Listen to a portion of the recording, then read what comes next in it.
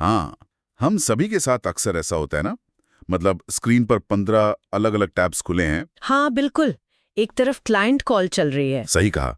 और दूसरी तरफ सीआरएम सिस्टम चालू है, और हम किसी तीसरे एनालिटिक्स टूल में लॉगिन करके सिर्फ एक साधारण सी सेल्स रिपोर्ट ढूंढने की कोशिश कर रहे हैं। जो कि बहुत फ्रस्ट्रेटिंग होता है। बहुत ज्यादा। इस पूरी जद्दोजहद में जो सबसे कीमती चीज बर्बाद होती है वो है हमारा समय और हमारा फोकस। आज की इस विस्तृत चर्चा में हम इसी फ्रस्ट्रेशन के तकनीकी समाधान पर बात करने वाले हैं। और ये एक ऐसा समाधान है जिसकी आज हर इंडस्ट्री को सख्त जरूरत है। एकदम सही। तो आज का हमारा विषय है एम्बेडेड बिजनेस इंटेलिजेंस, जिसे टेक की दुनिया में एम्बेडेड बीआई भी कहा जाता है। जी।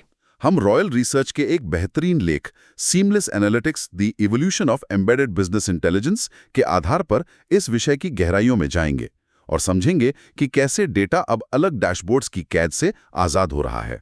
ये जो आपने 15 टैब्स खुले होने वाली बात कही ना, ये आज के हर कॉर्पोरेट प्रोफेशनल की सच्चाई है।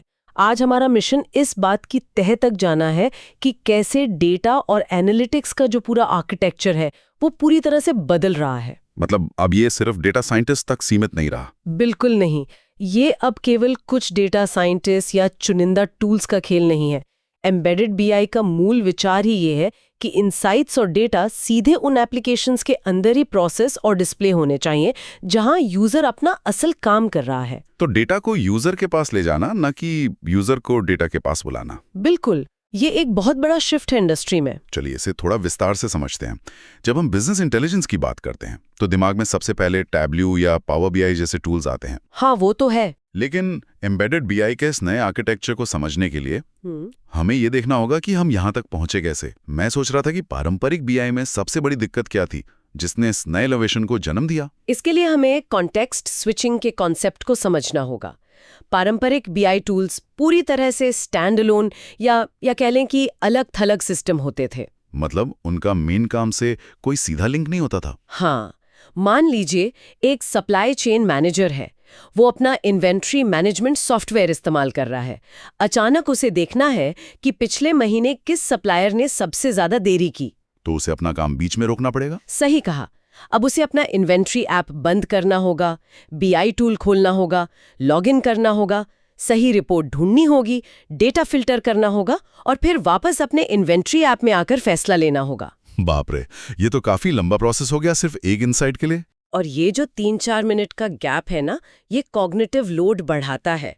काम की लय टूट जाती है और इसी वजह से पारंपरिक बीआई टूल्स का अडॉप्शन रेट हमेशा बहुत कम रहा है। बिल्कुल। और मुझे लगता है कि इसी समस्या को सुलझाने के लिए सेल्फ सर्विस बीआई का दौर शुरू हुआ था। हाँ, वो एक बीच का कदम था। कंपनियों ने सोचा कि अगर हम हर कर्मचारी को खुद अपनी रिपोर्ट बनाने की ताकत दे दें तो शायद आईटी डिपार्टमेंट पर निर्भरता कम हो जाएगी। ये एक अच्छा कदम था, लेकिन अगर हम इसे तकनीकी नजरिए से देखें तो इसने मूल समस्या का समाधान नहीं किया। एकदम सही कह रहे हैं आप। सेल्फ सर्विस बीआई ने डेटा तक पहुंच तो आसान कर दी, लेकिन वो अभी भी एक अलग एनवायरनमेंट में ही मौजूद था। आपने बिल्कुल सही नब्ज पकड़ी है। सेल्फ सर्विस बीआई ने शैडो आईटी की समस्या भी पैदा कर दी। Shadow IT? हाँ, हर डिपार्टमेंट अपने अपनी रिपोर्ट्स बना रहा था, लेकिन सिस्टम अभी भी अलग ही था। यूजर को अभी भी अपना मुख्य काम छोड़कर एनालिटिक्स टूल पर जाना ही पड़ता था। एम्बेडेड बीआई इस पूरी प्रक्रिया को बदल देता है। मतलब ये एनालिटिक्स को सीधा आपके वर्कफ्लो के अंदर डाल देता है? बिल्कुल। ये उसे आपके काम के अंदर इंजेक्ट कर देता है। अगर हम इसे एक बहुत ही मॉडर्न और आम जिंदगी के टेक उदाहरण से समझें, तो ये बिल्कुल पेमेंट गेटवे के इवोल्यूशन जैसा है। हाँ, ये काफी दिलचस्प तुलना है। एक समय था जब हम किसी ई-कॉमर्स वेबसाइट से शॉपिंग करते थे तो पेमेंट करने के लिए हमें बैंक के एक बिल्कुल अलग पोर्टल पर रीडायरेक्ट किया जाता था। और वो बहुत फ्रस्ट्रेटिंग था। बहुत ज्यादा। कई बार तो लोग बीच में ही ट्रांजैक्शन छोड़ देते थे। लेकिन फिर स्ट्राइप और रेजरपे जैसी कंपनियां आई, उन्होंने पेमेंट गेटवे को सीधा चेकआउट पेज के अंदर एम्बेड कर दिया। सही बात है। आपको पता भी नहीं चलता कि बैकएंड में कोई और सिस्टम काम कर रहा है। एम्बेडेड बीआई भी एंटरप्राइज सॉफ्टवेयर के लिए बिल्कुल यही कर रहा है ना? ये एक बेहतरीन एनालॉजी है। जिस तरह एम्बेडेड पेमेंट्स ने ई-कॉमर्स में कन्वर्जन रेट बढ़ा दिया, उसी तरह एम्बेडेड बीआई कंपनियों में डेटा कन्वर्जन को बढ़ाता है। डेटा कन्वर्जन से आपका मतलब है डेटा को एक्शन में बदलना? बिल्कुल। डेटा को तुरंत एक्शन या फैसले में बदलने की स्पीड को तेज करता है। जब इनसाइट्स सीधा उसी स्क्रीन पर पॉपअप होते हैं जहां काम हो रहा है, तो फैसले लेना एक स्वाभाविक प्रक्रिया बन जाती है। तो इस सब का असली मतलब क्या है? मान लीजिए एक बड़ी टेक कंपनी या कोई एंटरप्राइज इस एम्बेडेड आर्किटेक्चर को अपने सिस्टम में लागू करता है, तो उसे जमीनी स्तर पर क्या ठोस फायदे मिलते हैं? रॉयल रिसर्च के इस लेख में इसके फायदों को कई लेयर्स में समझाया गया है। सबसे पहला और सबसे महत्वपूर्ण है यूजर अडॉप्शन। क्योंकि अगर लोग इस्तेमाल ही नहीं करेंगे तो टूल का क्या फायदा?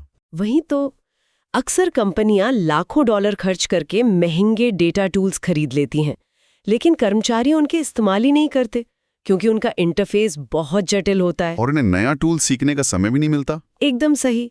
जब आप एनालिटिक्स को उसी ऐप में डाल देते हैं जिसे यूजर रोज इस्तेमाल कर रहा है, जैसे कि सीधा सेल्सफोर्स या ज़ेपियर के अंदर, तो वो नई चीज सीखने का कर्व लगभग खत्म हो जाता है। और इसका सीधा असर एफिशिएंसी पर पड़ता है।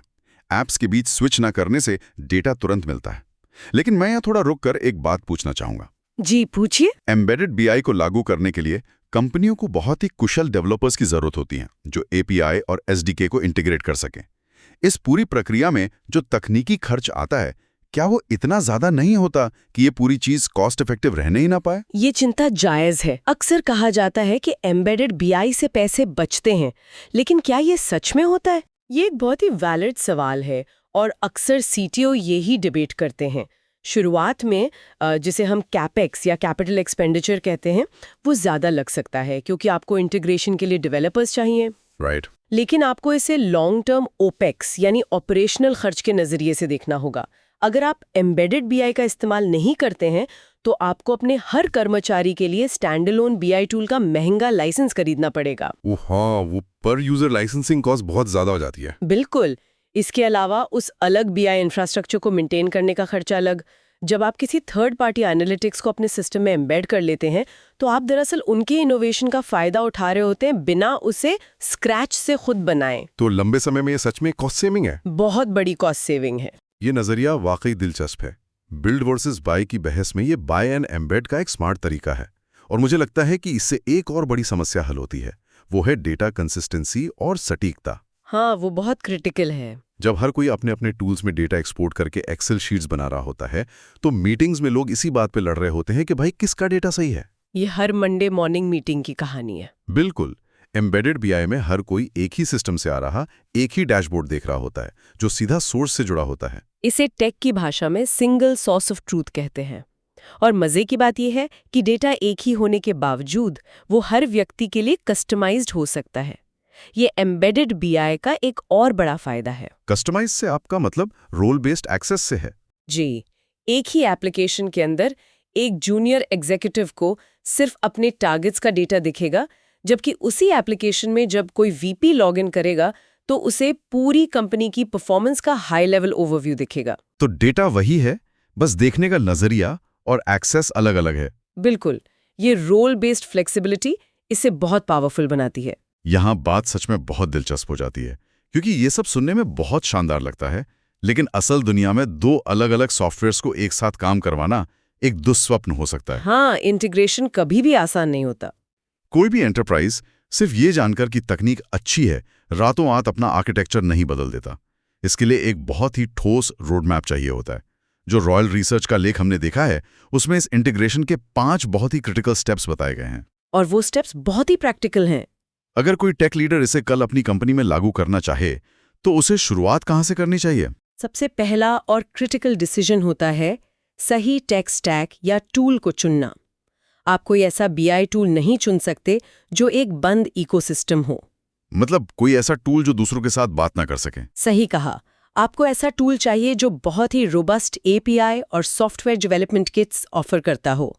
आसान भाषा में समझें तो एपीआई वो मैसेंजर है जो आपके ऐप और बीआई टूल के बीच डेटा को सुरक्षित रूप से इधर-उधर ले जाता है। और इसके बिना इंटीग्रेशन संभव ही नहीं है। बिल्कुल। लेकिन टूल चुनते समय सिर्फ एपीआई काफ़ी नहीं है, आपको स्केलेबिलिटी भी देखनी होगी। आज आपके पास शायद रोज का 1 गीगाबाइट डेटा हो, लेकिन कल अगर वो 10 टेराबाइट हो जाए तो क्या वो एम्बेडेड विजिट उसे बिना क्रैश हुए हैंडल कर पाएगा? फ्यूचर प्रूफिंग बहुत जरूरी है और यहीं पर मुझे लगता है कि इंटीग्रेशन का जो दूसरा कदम है वो सामने आता है, जो कि है यूआई और यूएक्स डिजाइन। हाँ, डिजाइन का रोल बहुत अहम हो जाता है। अगर मैंने एक बहुत ही महंगा BI टूल खरीदा और उसे अपने ऐप में सिर्फ एक आई फ्रेम की तरह चिपका दिया, तो वो बहुत ही अजीब लगेगा। एकदम पैचवर्क जैसा लगेगा। वही, यूजर को तुरंत पता चल जाएगा कि ये कोई बाहरी चीज है जो यहाँ फिट नहीं बैठ रही है। फॉन्ट्स अलग होंगे, कलर्स अलग होंगे। आपने एकदम सही पॉइंट उठाया है, और यही इंटीग्रेशन पॉइंट तय करने का मुख्य उद्देश्य है। इसे हम वाइट लेबलिंग भी कहते हैं। बेहतरीन एम्बेडेड BI वो है जो पूरी तरह से अदृश्य हो। अदृश्य मतलब वो ऐप का ही हिस्सा लगे। बिल्कुल, विजेट्स, चार्ट्स और डैशबोर्ड्स को आपके मुख्य एप्लीकेशन के CSS और डिजाइन लैंग्वेज के साथ इस तरह से मैच होना चाहिए कि वो बिल्कुल नेटिव लगे। तो बैकएंड में चाहे कुछ भी हो, फ्रंट एंड एकदम स्मूथ होना चाहिए। जी, और इसी चरण में आर्किटेक्ट्स ये भी तय करते हैं कि इन डैशबोर्ड्स को रियल टाइम डेटा कहाँ से मिलेगा। डेटा सोर्सेज की सही पहचान और मैपिंग बहुत जरूरी है। इसके बाद आता है तीसरा कदम, लागू करना और टेस्टिंग। लेकिन मेरे अनुभव में टेस्टिंग अक्सर वो जगह होती है जहां ज्यादातर प्रोजेक्ट्स लड़खड़ा जाते हैं। हाँ, क्योंकि थ्योरी और प्रैक्टिकल में बहुत फर्क होता है। जब आप थर्ड पार्टी API को अपने कोर एप्लीकेशन में एम्बेड कर रहे हैं, तो आप दरअसल उनकी लेटेंसी और उनके डाउन टाइम को भी अपने सिस्टम में ला रहे हैं। अगर उनका सर्वर स्लो हुआ तो आपका ऐप भी स्लो हो जाएगा। यही वजह है कि टेस्टिंग सिर्फ ये देखने के लिए नहीं होती कि चार्ट सही दिख रहा है या नहीं। इसमें परफॉर्मेंस टेस्टिंग, लोड टेस्टिंग और सुरक्षा टेस्टिंग शामिल होती है। मतलब ये पक्का करना कि मेन ऐप क्रैश ना हो। बिल्कुल, डेवलपर्स को एसिंक्रोनस लोडिंग जैसी तकनीकों का इस्तेमाल करना पड़ता है, ताकि अगर एनालिटिक्स विजिट लोड होने में 1 सेकंड एक्स्ट्रा भी ले, तो यूजर का मुख्य काम या ऐप का कोर फंक्शन ब्लॉक ना हो। ये एक बहुत ही बारीक लेकिन जरूरी तकनीकी पहलू है। और एक बार जब तकनीक सेट हो जाती है, तो चौथा कदम आता है इंसान की बारी। मेरा मतलब है यूजर्स को ट्रेनिंग देना, जो कि सबसे ज्यादा इग्नोर किया जाता है। सही बात है। कई बार टेक लीडर्स ये मान लेते हैं क्योंकि नई तकनीक उसी पुराने ऐप के अंदर है, तो लोग अपने आप इसे समझ जाएंगे। लेकिन ह्यूमन साइकोलॉजी ऐसे काम नहीं करती। चेंज मैनेजमेंट हमेशा मुश्किल होता है। बिल्कुल, भले ही आपने एनालिटिक्स को यूजर के मौजूदा वर्कफ्लो में डाल दिया हो, लेकिन डेटा के आधार पर फैसले लेना एक माइंडसेट शिफ्ट है। एक नई आदत डालनी होती है। हाँ, इसलिए बिना कॉन्टेक्चुअल हेल्प, ट्यूटोरियल्स या यूजर गाइड्स के ये प्रोजेक्ट फेल हो सकता है। और ये सिर्फ लॉन्च तक सीमित नहीं है। जो हमारा 5वां कदम है, वो है निगरानी और सुधार। मतलब लॉन्च के बाद भी काम खत्म नहीं होता? बिल्कुल नहीं। लॉन्च के बाद सिस्टम को मॉनिटर और ऑप्टिमाइज करना पड़ता है, फीडबैक लेना होता है, यूजर्स किस डैशबोर्ड को सबसे ज्यादा देख रहे हैं, कौन सा चार्ट कभी खोला ही नहीं गया, ताकि हम सिस्टम को और बेहतर बना सकें। जी, इन यूसेज मैट्रिक्स के आधार पर आपको अपने एम्बेडेड एनालिटिक्स को लगातार रिफाइन करना होता है। तो ये कोई set it and forget it वाला काम नहीं है। ये एक लगातार चलने वाला एवोल्यूशन है। लेकिन इस पूरी बातचीत में हमने एम्बेडेड BI की काफी तारीफ की है। जी, चलिए अब सिक्के का दूसरा पहलू भी देखते हैं। यहाँ एक दिलचस्प बात यह है कि हम जिस सीमलेस इंटीग्रेशन की बात कर रहे हैं, वो पेपर पर जितना आसान लगता है, सर्वर रूम में उतना ही चुनौतीपूर्ण होता है। तो मुख्य चुनौतियां क्या हैं? सबसे बड़ी चुनौती है तकनीकी जटिलता और लेगेसी सिस्टम्स। हर कंपनी मॉडर्न क्लाउड आर्किटेक्चर पे नहीं चल रही है। हाँ, कई बैंक्स में तो आज भी बहुत पुराने सिस्टम्स चल रहे हैं। बिल्कुल, कई बैंक और बड़े एंटरप्राइज आज भी ऐसे पुराने मोनोलिथिक सॉफ्टवेयर्स का इस्तेमाल कर रहे हैं जिन्हें सालों पहले बनाया गया था। ऐसे सिस्टम्स में मॉडर्न API ड्रिवन एनालिटिक्स को एम्बेड करना ऐसा है जैसे किसी पुरानी विंटेज कार में इलेक्ट्रिक इंजन फिट करने की कोशिश करना, जो कि बहुत रिस्की हो सकता है। बहुत रिस्की। अगर इसे ठीक से हैंडल नहीं किया गया तो सिस्टम क्रैश हो सकता है और तकनीकी कर्ज यानी टेक्निकल डेप्ट बहुत बढ़ सकता है। और मुझे लगता है कि जहां डेटा इतनी आसानी से हर जगह उपलब्ध हो रहा है, वहां डेटा सिक्योरिटी का रिस्क भी कई गुना बढ़ जाता है। ये तो सबसे बड़ी चिंता है। पारंपरिक BI में डेटा एक सुरक्षित बंद सिस्टम में रहता था, जहां केवल कुछ अधिकृत लोगों की ही पहुंच होती थी। लेकिन अब आप उस संवेदनशील एनालिटिक्स डेटा को रोजमर्रा के इस्तेमाल वाले एप्लीकेशंस में एक्सपोज कर रहे हैं। इससे तो अटैक सरफेस बहुत बड़ा हो जाता है ना। ये शायद हर चीफ इंफॉर्मेशन सिक्योरिटी ऑफिसर की रातों की नींद उड़ाने वाली बात है। जब आप डेटा को अलग अलग एप्लीकेशंस में एम्बेड करते हैं, तो आपको सुरक्षा की एक नई लेयर बनानी पड़ती है। इसके लिए क्या उपाय हैं? इसमें सिंगल साइन ऑन और टोकन बेस्ड ऑथेंटिकेशन जैसी चीजें बहुत जरूरी हो जाती हैं। लेकिन सबसे क्रिटिकल कॉन्सेप्ट है रो लेवल सिक्योरिटी या RLS। रो लेवल सिक्योरिटी क्या है? इसका मतलब ये है कि सिस्टम इस बात को लेकर इतना स्मार्ट होना चाहिए कि वो पहचान सके कि स्क्रीन के सामने कौन बैठा है और उसे डेटाबेस की कौन सी रो या लाइन देखने का अधिकार है। मतलब डेटाबेस एक ही है लेकिन फिल्टर होके दिख रहा है। बिल्कुल, डेटा एक ही जगह से आ रहा है, लेकिन एक मैनेजर और एक इंटर्न को उनकी परमिशन के हिसाब से अलग-अलग डेटा दिखाई देना चाहिए। यानी डेटा का फ्लो भी बना रहे और दीवारें भी न टूटें। और अगर हम यूजर एक्सपीरियंस की बात करें तो वहां भी एक बड़ा रिस्क है। मुझे लगता है डैशबोर्ड फटीग एक वास्तविक समस्या है। हाँ, जरूरत से ज्यादा डेटा भी नुकसानदायक है। बिल्कुल, इसलिए सिर्फ इसलिए कि आप किसी ऐप में 10 तरह के चार्ट्स एम्बेड कर सकते हैं, इसका मतलब ये नहीं है कि आपको करने चाहिए। बिल्कुल नहीं। अगर स्क्रीन बहुत ज्यादा डेटा और ग्राफ से भर जाएगी तो यूजर फ्रस्ट्रेट हो सकता है और उसका ध्यान मुख्य काम से भटक जाएगा।